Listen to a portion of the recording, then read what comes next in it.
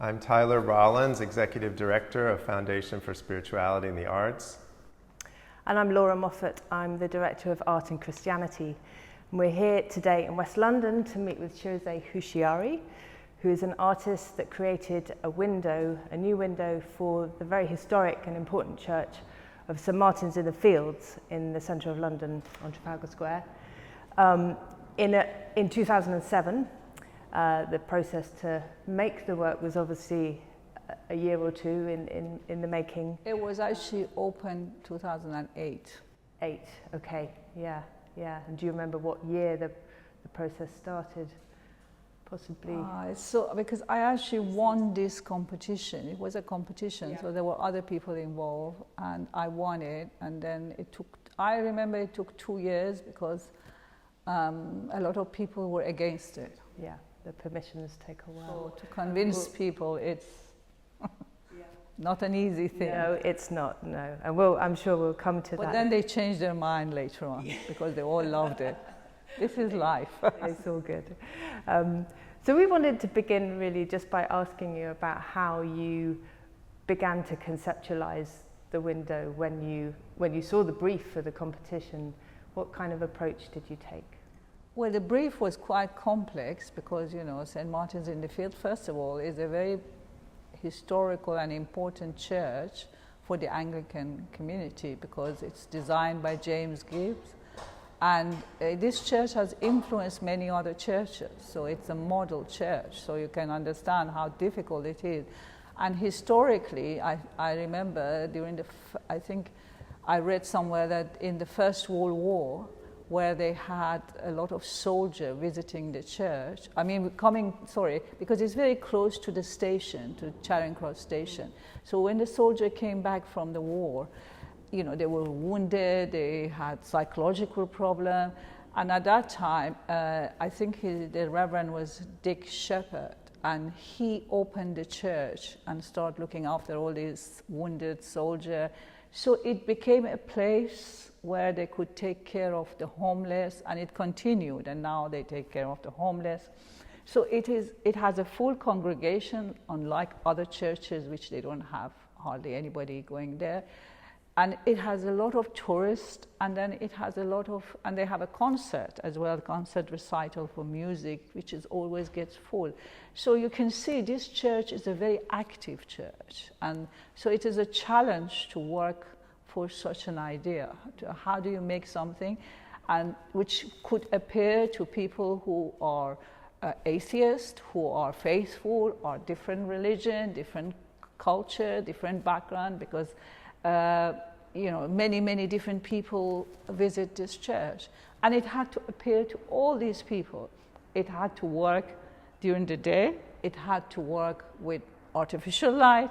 It had to be present at all times. So I realized that the brief is so difficult and so challenging that I needed to really study this and find a way that I could communicate something which is universal. I wanted the image to be universal, yet it could actually connect to different people. So light was really the issue that I had. The window is about a light. This is the east window. It's the most important part of the church because it's above the altar. And it is, as physicist Krauss, his name is Krauss, he said once, we understand the world, the universe around us with light. If there was no light, we would not know the vastness of this universe. So the light is everything. And even in Genesis you have, at the beginning there was light. Then you have, light is the focus of everything we know about who we are. And it's even the physicists, through light, they learn about the cosmos. The movement of light has shown them how far something is, how close it is, and how this universe is made up. So light is everything. So I realized that I wanted to actually work with light. I have a very passionate interest with Zubran. Zubran is a painter that I've loved very much, and maybe it's because Zubran also works with light. He shows he reveals the truth through light. All his painting is about very strong light, is always dark and light. This relationship between the two, it reveals the mystery of who we are. So this is maybe my passion for Zubron, and I have used Zubron in my work so many times. And I start looking at the Veil of St. Veronica by Zubron, which is one of the very important painting to me. And this painting has only been shown once in National Gallery. It's actually, this painting is in Sweden. There are many versions of it. There's a version which is in Spain, which he didn't actually paint the face. I'm not really interested in the story of, everybody knows the story, but what I was interested in the way that the face is revealed through the veil, as if the veil and the subject and object are not separated. The veil and the face are one. So in some way, also the position of the face is very fascinating, because then there is another painting that he did of the Veil of St. Veronica, which you can see the position of the face, which is this oval, which is just tilted. And this tilt is very important. And actually, Zubron showed me the tilt. It's quite fascinating. He showed me at the center of, because also, I mean, I have to go back to the building. James Gibb used a lot of oval. The ceiling is in oval shape. The windows both sides of the church are in oval. He actually used oval in the design of the building. And I knew that if I wanted to succeed to make something meaningful, it had to be sensitive to his vision as well, yet it had to be contemporary. I couldn't go back to 1722 and make something which, so it had to be contemporary. So it was, all this was challenge, and I was thinking a different direction that I could bring the ideas into focus today. So I used the tilted head. The moment I tilted the head, the warp and weft, because actually a window is a piece of cloth as well. It's not that different. It's created out of warp and weft. And so the moment I tilted the window, you had this movement. You have a movement that is so powerful, and I wasn't even aware of it. You see, sometimes these things do happen just by trying it. So when you tilt this, that tilt of the head create a twist at the heart of the universe. This, actually, so many physicists have told me, this is a twist that exists in the cosmos. Whether it's a black hole, yes, it is in the heart of the universe. It's the heart of the creation. This is so fascinating, but I didn't realize any of that, and by tilting it, that cross was created, which gives you a sense of vertical energy, which a lot of people saw agony of cross. And now I can see it, but at the time I didn't see any of this. I was just aware of there is a mystery in this movement. And then I learned later on that actually the movement is in the heart of creation. It's in the atoms, is in the small particle, is in the cosmos, it's everywhere. This is where it is. And so this was my universal, in a way, I touched something which is so universal and so much in our cells. It exists in our body, it exists everywhere, in our heart, in the movement of everything that we do, because that tilt creates a movement of spiral, which is at the heart of the universe, really. What I do find so interesting with the Zubron is that you were kind of inspired by the positioning from his painting, yet both of you somehow were inspired, maybe intuitively, by this more cosmic, as you were talking about, kind of connectivity with the whole structure of the universe, but it's through this kind of artistic intuition rather than looking at being inspired directly by scientific texts or images of the stars. Would you say that the art is in some way a kind of chain of inspiration from one artist to the other? Of course it is. I mean, an artist is inspired by everything, absolutely everything. It's not just art, it's also science. these are all a way to understand the mystery of who we are. You can't really ignore any of them. So a curious person, which an artist very often are curious people, they want to know through every avenue there is, whether it's science or whether it's art. Sometimes it's intuitive, sometimes the inspiration comes through a scientific knowledge. It can come through anywhere. I mean, science to me is not, as some people, I think we misunderstand science. I think science is as creative as a work of art. I mean, when I read Einstein, I think he is as a master of creativity as a painter would be. And so he acknowledged the mysterious element. It's about being free, number one, free and open. There's two things you need. The ingredients about being free and open. Very often children are, actually.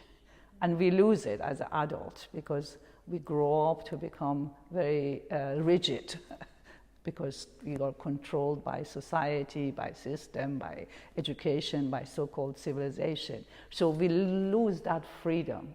So you need that freedom and openness. And then the word is just a puzzle. A word is a wondrous place to be, and you just want to find out. Doesn't matter whether it's a science or a work of art, all of it, or it's a piece of music, everywhere, it's everywhere. The mystery is everywhere. And a child knows that, but somehow we lose that when we grow up. So you feel that creativity somehow also comes from openness, rather than there's another model people think of as the egotistical creator doing something for myself, and then there's the more open. There is openness. It's openness and freedom. Two things that are ingredients of being essentially human. And we lose them. And I've always been very sad. And you see that in children. Doesn't matter which culture they come from, where they are. They don't make judgment. They are open. They are free. And they're curious. They want to find out what the word is about. That's all. And that quality is the essence of creativity. And somehow we have to regain it when we grow up. That's what an artist or a scientist usually has. And I believe Einstein was as much as an artist as it is scientist, because he's open, he's free. And also, I think growing to understand limitations and then the creative potential of limitations, whether as an artist with your particular medium, or perhaps even in this case with this being a commission from a congregation, as you say, which some could view potentially as a limitation, but for you it seems to have been a kind of opening to something so creative and appropriate to the space. But limitation is part of universe as well. We are limited by gravity, let's say. We are limited by our skin, our body. We are limited by so many things. We want to open it up. We want to free it from those limitations, and we try to access something which perhaps is more primordial. Maybe it's the seed. And that's what I think I tapped in when I was doing the window. I was connecting to the seed, to something that is very universal and human.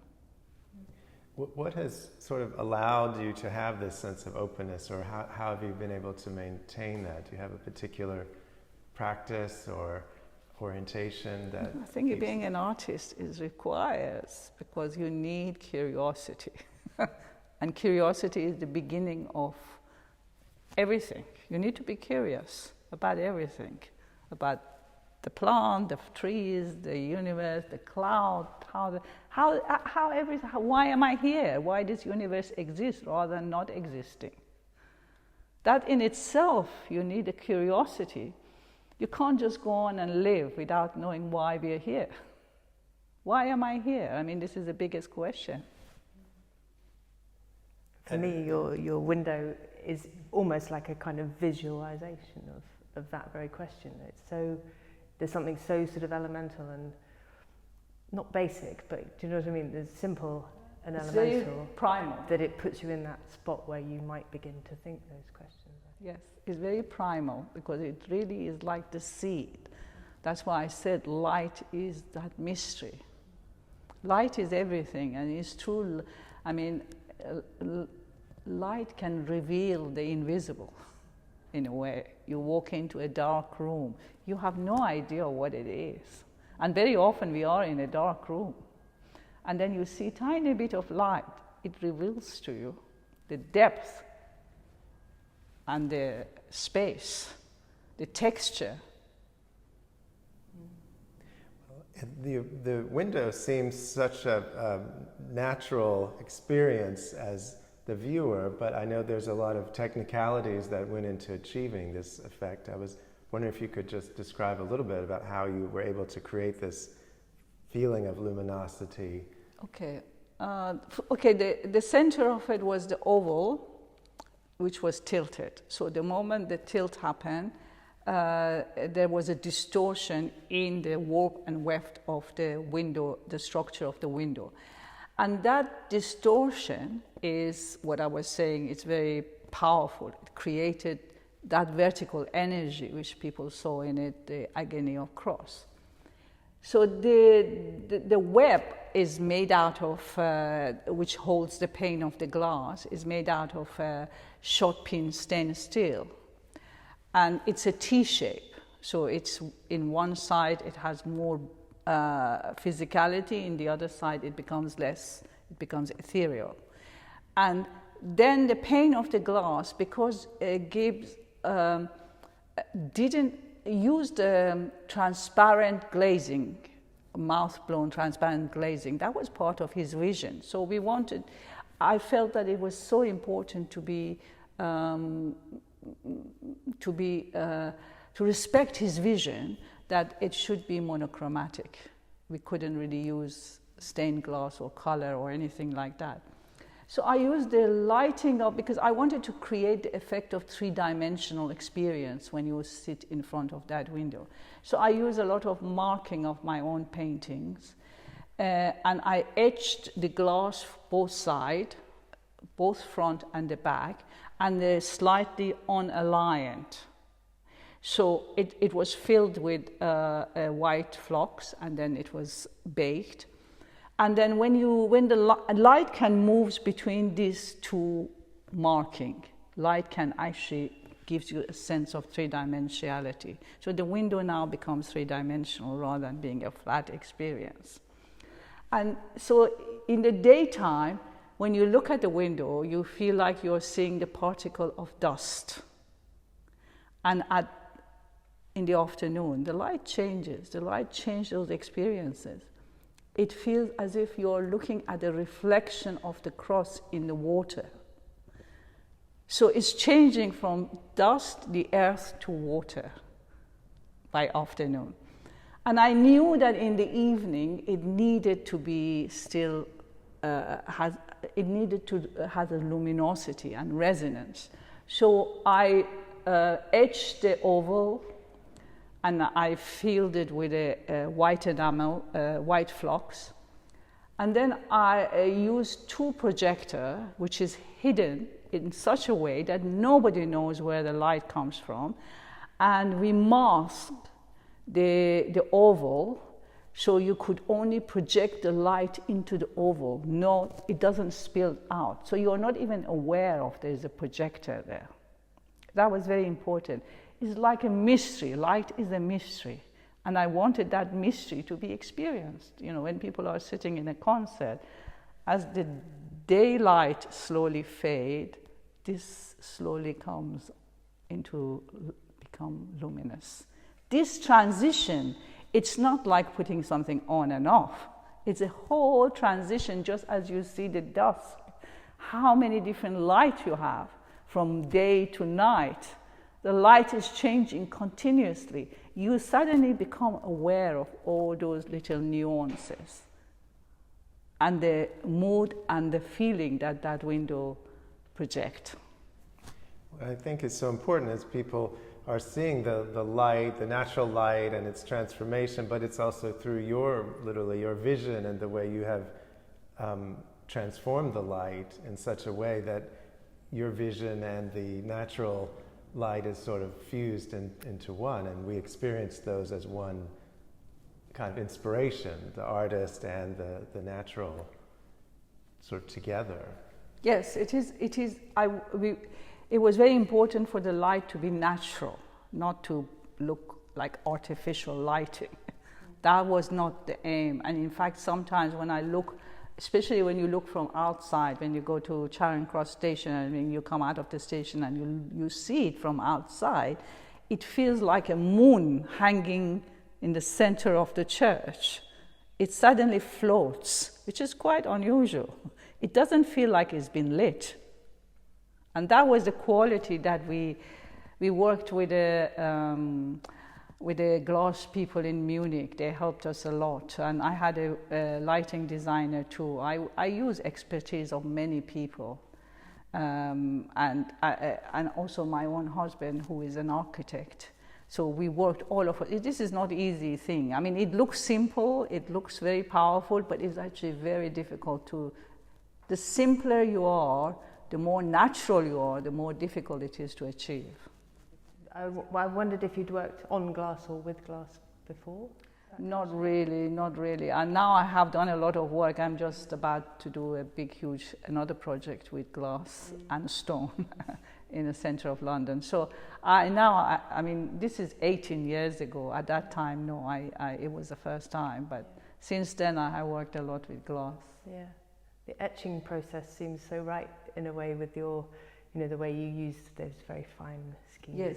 Yes, it is, because it is, my own work is about consciousness, is about breath, is about the things that are invisible about us, because you see shapes, you see people, but what you don't see is what I'm interested in. This is maybe why I'm interested in Zubron, about the things that we don't see. And those are who we are. Our identity is not on only the things that we see and is obvious. Our identity is much more deeper. It's our consciousness, it's our breath, it's life, it's so many things. So I want to bring all that onto the surface of my work. So it does require the subtlety and nuances of experience. So yes, I mean, it is to do with the fragility of the marking, which is like a breath, something that just, if you don't breathe, you're not here. It's so simple as that. Yet you're not aware of it. I think another unique thing about the sighting of the work is it's something that people are going to be spending potentially hours looking at, whereas unfortunately, often the art experience now, people might spend 15 seconds looking at a painting or darting in and out of a gallery, whereas this is something that people can evolve and grow with through their own lives over the years. It is very true, and that is maybe why in ancient time, in previous centuries, art was in churches very often. I mean, in most of the Renaissance artists, you can see them all in churches. Originally, they were in churches. Now they're taken out, or when you go to Spain, for example, in Seville, when you see Zubron, they were all in churches and monasteries. They were not really made to go into the museum for 15 minutes. No, that was not how it was done. And it is that part of humanity that and of course I was very fortunate to be asked to do this window in some ways, because yes, it has that quality still, and also having concert there helps a lot, because a lot of people wouldn't go perhaps into the church if there was nothing else happening, but because they have concert and they have very fantastic programs, so people go there and they spend an hour or 2 hours listening to music, and how wonderful it is that they can also enjoy the experience of the window. So what I'm saying is, yes, it is a very special commission, basically. I mean, we don't get that very often. Usually everything we do is very fast. Yeah. And if perhaps we could just mention as well that following the window, you were also commissioned to make a new altar that sits below the window. And I wondered just if you could talk a bit about how that was really quite a different kind of commission. It's a sort of functional object in the church, really, and it's tactile, and it's, it has a different kind of presence. Yes. Well, when I was asked to do the altar, I started searching to understand what does altar means, because I mean, without knowing what altar is, I mean, how can you make one?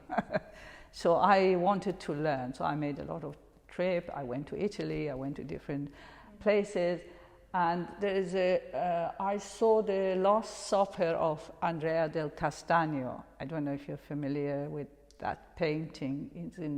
Is in Florence, and it's a very powerful painting. I have an image of it somewhere, but it is a painting that you have got the Christ and all his followers one side, and you have Judas the other side. It's massive. I mean, it's like when you stand there, the chapel it's just this fresco. There's nothing else, just this fresco, and there's a table with that Tuscan white cloth that is on it that is separate the space. So you feel that you are on the side of Judas, which is quite I mean, it actually really is very powerful. When you stand in that space, you feel like there's something very difficult about this experience, and you don't, because your position is like being on a stage and you are acting. So the painting becomes almost like the participant in the space.